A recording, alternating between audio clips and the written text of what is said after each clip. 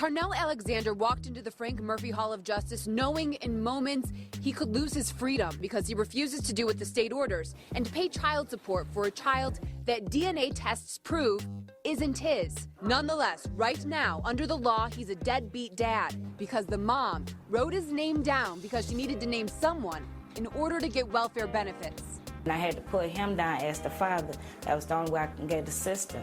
Now, I'm almost homeless. I'm almost in jail. I'm out of work. My money is being threatened to be taken. We can be defaulted into being a father of a child that is not ours. I don't understand that law, but it is a law in place. So that was Carnell Alexander. Yep. Father's Day is coming up, so we wanted to share a Father's Day story with everyone. This story is about a guy who was not the father of a child. Not the father. Yeah, so the story is about Carnell Alexander, and he was accused of being a father to a child he never had. And even though he had a DNA test proving that he was not the child's father, he was still ordered by the state of Michigan to pay $70,000 to the state and the county. Even though he was not the father, even though DNA said, no, you're not the father. Yep. Why? Yeah. Why? What happened was he had an ex-girlfriend that listed him as a father to a child she knew was not his in 1987. She filled out some paperwork because she needed to get on welfare benefits. Because the law in Michigan states that you have to list a father, she went ahead and put his name on that document. Even though she knew it wasn't him? Yep. Okay.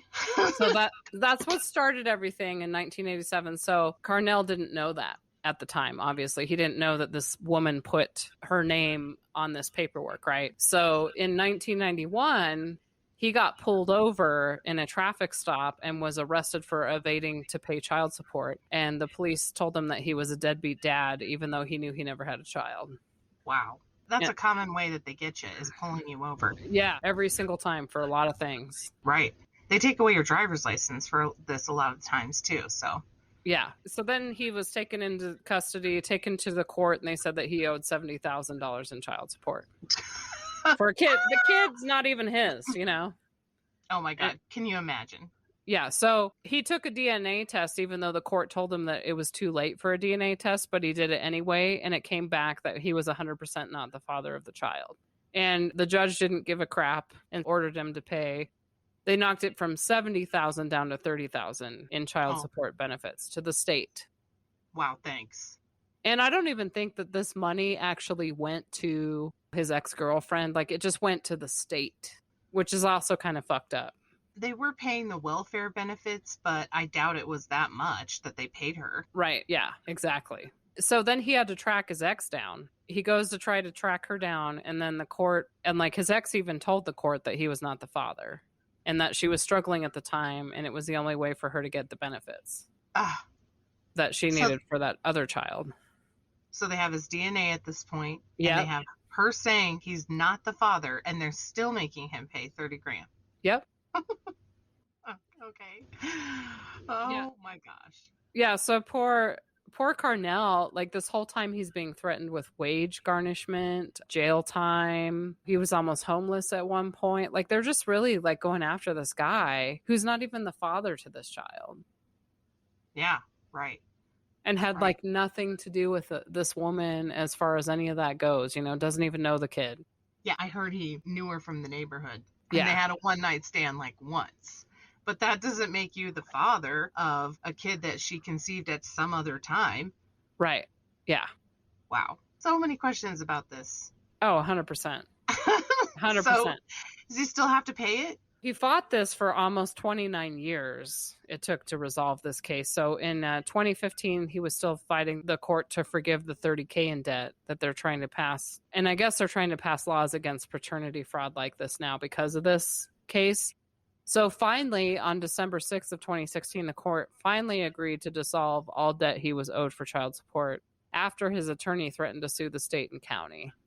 Good. Yeah. But the problem is he never received any restitution. He never received anything from that. And I'm pretty sure that they took money from him.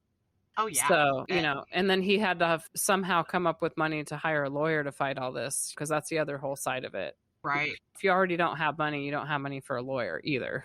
At least a Right. good one. And this guy, who is he? Does he have a lawyer? I know people who can't even afford a lawyer for any of this. They're like, I don't even know what to do. I don't even have a lawyer. I can't Right. pay for a lawyer. Right. Yeah. So it's just totally ridiculous. Like, I can't even believe that it drug on for 29 years. I guess I'm not surprised that it would take the state of Michigan that long. They should be ashamed of themselves. Yeah. Again, it's like, come on. What are you guys trying to do to people? Some of this stuff, it just gets really ridiculous, especially around paternity frauds and things like that. There's whole shows about it, like Maury Povich and all that crap, you know. Like, who's the father? And then they come out and yell at each other and throw chairs and stuff. But Yeah. And of course, you think of like people getting excited that they're not the father. But in this case, this guy really is not the father. And yet he's being told he has to pay as the father. I was totally blown away by this. I really had to look very deep into why on earth that was allowed. Why Right. on earth? How did this happen? And when I dug a little deeper, first of all, there's lots of different kinds of paternity fraud. And there's a ton that we could talk about. There's some of the stories that you found on paternity fraud where, you know, the people were pretending like they had children. One of them made up a child, wasn't it? That's crazy. yeah. Another one asked his brother to do a DNA test for him. I mean, technically, I don't know if that's really DNA paternity fraud or anything, Right. but DNA tests now are showing like people have half siblings all of a sudden, and they're like, and they go to their parents and they're like, hey, Dad, what's going on here? You know? Right. Yeah. Well, with all the, you know, the 23andMe, you know, you find out you have all these siblings you didn't know you had. All of a Right. sudden. So that's actually the most common kind of paternity fraud I figured out, was that women who lie, who cheat and then lie, of course, they end up being fathers to children that they didn't have because their wife cheated on them. So that's terrible too. I can only imagine how bad that is. But really, that's what happened with this guy. And I just want to share this little clip here too, because this is an interesting story about how he got caught up in this. Pastor Edward Mack says his previous wife had 3 children. He loved them as his own. Then he realized 2 of them were not biologically his. You must have been so heartbroken. Damn, it was a hurting thing. I don't even really want to talk about it because it brings tears to my eyes. Sorry for getting teary-eyed. Pastor Mack says the betrayal led to divorce. He was shocked when the judge told him because he was married, he became dad by default. He had to pay support for another man's children. Let her pay for him. Let her get the man she laid down with to pay for him. He goes free. You hear that pastor, his wife cheated on him. Yeah, that's pretty terrible. For those kids. So there's this concept called dad by default. As you said with the mom there, she wrote down his name on the welfare paperwork, TANF, or whatever they call it. Right. And she doesn't have to prove that he's the father. She can just write his name down. So in order to get welfare, you have to write down who the father is, because of course they're going, well, we're not going to give you benefits if you don't have the other parent listed. They need to help support you. So it kind of makes sense, I guess. But she just listed him without having to document that he was the father, which is what pissed me off. Like, Right. Well, okay. and he even proved it. Like, he proved that he's not the father. Like, how can you force someone to do that? How stupid do you have to be? Like, that's just ridiculous. I think you should have to prove they're the father or have them sign that they're the father. I mean, Yes. that's rough if you think they're cheating. You know, what do you do at the hospital? You're like, this baby doesn't look like me, and I've been suspecting you've been cheating the whole time. So I'm not going to sign that. But anyway, before they even put the name on the paperwork or the birth certificate or anything, somehow they should have to prove paternity. I don't know how. We have DNA tests all over the place now. Shouldn't be that hard. Right. And the whole thing, I think, is just ridiculous to have to torture someone who's innocent for like 30 years, basically.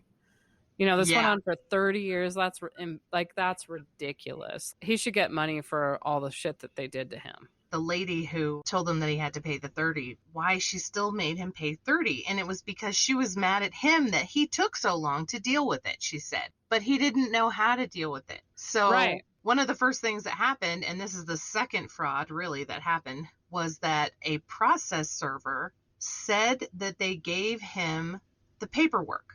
And this is really important, which you don't even think about. I used to be a process server for just a hot minute, like 1 year. And I was like, this is really hard. Because you're kind of like freaking Dog the Bounty Hunter, you know? Right, yeah.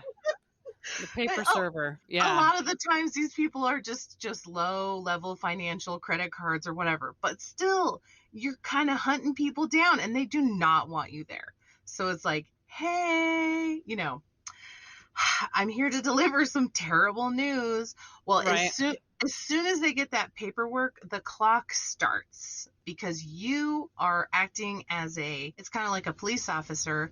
You're acting as an officer of the court, and you're saying, I sign an affidavit, or I think you have to get notarized an affidavit that you did deliver it to that person, and that person was that person to the best of your knowledge.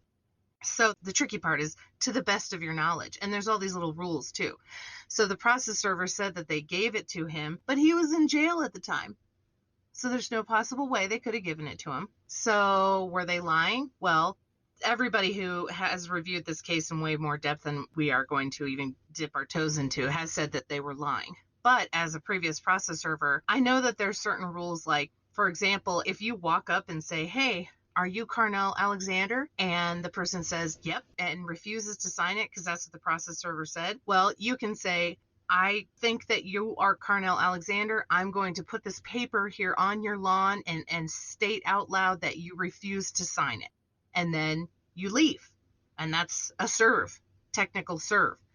So there was a lot wrong with the serve in the first place, because so many little weird things could have happened like that. Some people think it might have been his father who took the paperwork. If his father said, hey, I'm his father, sometimes you can give the paperwork to the father. But anyway, I thought that was interesting because he didn't even know he got it. He was in jail. And that's another funny thing about process serving. If the process server had looked it up, they would have known he was in jail. And that's an automatic serve. It's an easy serve. You literally walk in the jail and you hand it to him and you automatically get your serve. So they could have just done that. And of course, they went this weird way and went through this address that wasn't even listed as his current address at the time. And so the clock started ticking. The state says, if you don't respond within 20 days, you are the father by default. And that's what dad by default means. So sometimes these people can't respond because they don't get the serve. Oh my God. I know. So that makes it even worse. It does. So then you're pinning all these innocent people on all this bullshit. And honestly, I don't even think that most of it even goes to the mother and the child. It goes to the damn state. Right. That's crap. So because he didn't respond, of course, he became the dad by default. And that happens to a lot of people, just like that married guy, that he didn't dispute anything. He became the dad by default. And then you have to pay it. And then the judge was really upset with him that he didn't handle it in time. But she wouldn't provide the DNA at first. She was kind of being a little sketchy, I guess. He couldn't find her for like 10 years after he figured out this happened. So, of course, the statute of limitations was up at that point. This happens to a lot of people. I was totally shocked about how many people this happens to. What do you have a number of how many people it does? Apparently it's a little bit mixed because the studies are really hard. But I think the most reliable study is that something like 1 in 500 fathers who are identified through child support are wrongly identified. 1 in 500. Not 1 in 500 people in the population, but 1 in 500 child support cases are false. So, we don't want to beat up on the moms. Like, these moms may not know. It's really hard to prove it, I guess. I don't know. You have to know at the time she was being deceptive. But I was also pretty surprised to learn that it's not illegal, right, for her to say. I think that's the part that bothers me the most. I mean, there's these bills that are working their ways through to make it difficult for process servers. Like, oh, you can get a penalty of $2,000 or be in jail for 15 years, which is like, holy crap, nobody's going to be a process server then. It's not worth it. You only get paid like $20 a serve. It's totally not worth it. Nobody's going to do it. It's already hard anyway, because again, it's like a bounty hunter work. But then the other bill is to make it so that it's harder for women to get child support. And nobody wants to support that. That's a really hard thing to support. Like, there's this woman, her name is Kenya. She runs this thing called the Child Support Hustle. And she actually advocates that child support should be like abolished, basically. She's like, it's really terrible, which is really hard to defend. I mean, it sounds crazy. It's an abusive system in a lot of ways. And this is kind of one way it shows that the loopholes are pretty bad. Yeah, this is definitely bad. But my question is, I mean, if you abolished all that, then women are going to get stuck with all the kids all the time. Right. You know? Right. So she actually supports like child tax credits, which is a basic income for children. So let's just say with this new Biden plan, each child is $300, something like that. I haven't looked into the details of it, but that's something she's like, that would work. It really does make you kind of fearful of like how many men are let off the hook at that point. There's also this thing where men who know they're the father, they can sign up in this registry and they can volunteer to pay because they know they're the father. They're like, hey, no, I'm the dad. I want to pay for that child. It's mine. Or if they, of course, want to adopt them someday or something like that. So there's other things that can be done with this. But yeah, it's a really sticky issue because, yeah, as soon as you say abolish child support, people no. But the child support system is kind of an interesting and weird, especially if you think about this guy. I mean, he was basically enslaved by having to pay all this money. Yeah. So, yep. But he is still trying to get restitution. There's not a lot about him anymore. He created this thing called the Carnell Alexander Foundation. So that's pretty cool. And there's lots of other organizations out there, Reform Child Support Now. So I think reforming it is probably a better idea. But I don't know. I don't know why they aren't trying to make it more difficult for somebody to just put the name on the birth certificate or in the welfare. I think that would solve a lot of it. Right. Yeah, just from the start. It's like, come Right. on. There was like no verification, nothing. It's just bullshit. I read a lot of women do this to men when they're in the military and like deployed. So then that's messed up. Totally messed up, right? Oh my goodness. Anyway, well, that's the story, Mary Contrary. Yeah, that's a pretty sad Father's Day story, if I must say. It is disappointing. It is. Yeah, I know. Can you imagine being a father and fathering children though, and finding out that they weren't yours the whole time? I mean, that's terrible. Tragic. I know. 100%. Thanks everyone for listening to Real Talk. Don't forget to subscribe to our podcast wherever you listen. We look forward to having you on our next one.